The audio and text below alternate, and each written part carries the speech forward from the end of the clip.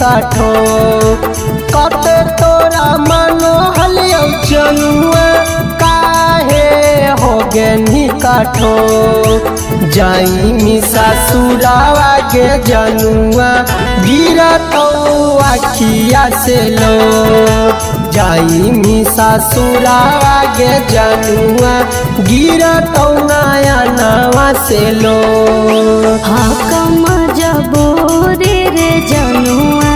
सदिया कइल हमार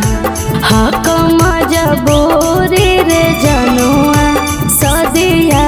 कइल हमार भले हमर देह जैतु ससुर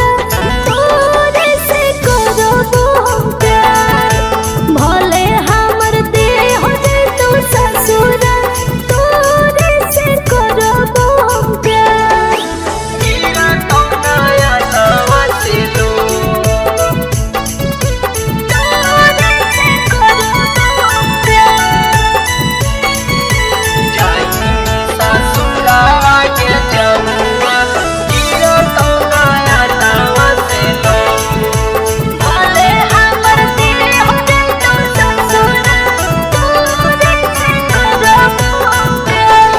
अगे चुटकी भर सिंदूरावा तो परते होई जाई गिरा अगे चुटकी भर सिंदूरावा परते होई जाई गिरा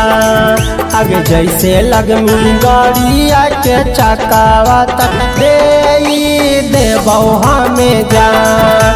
जैसे लगमी गड़िया के चकावा तक देबौ अपन जान ऐसे नहीं करे हे रे पगला हकौ क्रिया हमार ऐसे नहीं करे हे रे पगला हकौ क्रिया हमार मिले चली है ससुरिया करबो हम तोरे इंतजार मिले चली है ससुरिया करबो हम तोरे इंतजार गिरतो नया नवा से लो तोरे से करबो हम प्यार जाई ससुरावा गे जनुआ गिरतो नया नवा से लो भले हमर देह जैतु ससुर तोरे से करबो हम प्यार पिया साते ले मिसा तो फेरावा गेठियोल मही जोड़ा पिया साते ले मिसा तो फेरावा गेठियोल मही जोड़ा